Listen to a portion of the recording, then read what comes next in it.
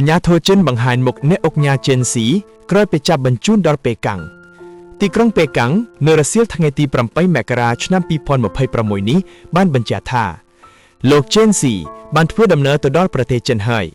នេះបើតាមការចុះផ្សាយទីភ្នាក់ងារព័ត៌មាន AFP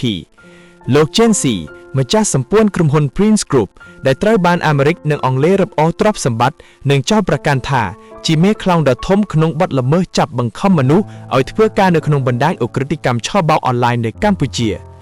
អ្នកនាំពាក្យក្រសួងការបរទេសចិនលោកស៊ុយម៉ៅនីងបានអះអាងក្នុងសន្និសីទសារព័ត៌មានថ្ងៃទី8មករានេះថារដ្ឋអំណាចប៉េកាំងនឹងផ្តល់ព័ត៌មានបន្ថែមទាក់ទងនឹងការធ្វើបទជាប័ណ្ណលោកជេនស៊ីពីប្រទេសកម្ពុជាក្នុងពេលវេលាជាក់លាក់ណាមួយ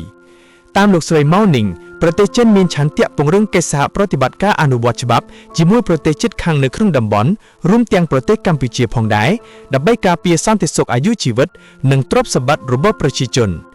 គួរបញ្ជាក់ថាលោកជេនស៊ីនិងគ្នាៗចំនួន2នាក់ទៀតត្រូវបានរដ្ឋាភិបាលកម្ពុជាចាប់ខ្លួនបញ្ជូនទៅប្រទេសចិនវិញកាលពីថ្ងៃទី6មករាឆ្នាំ2026តាមសំណើរបស់អាជ្ញាធរមានសមត្ថកិច្ចនៃសាធារណរដ្ឋប្រជាមានិតចិន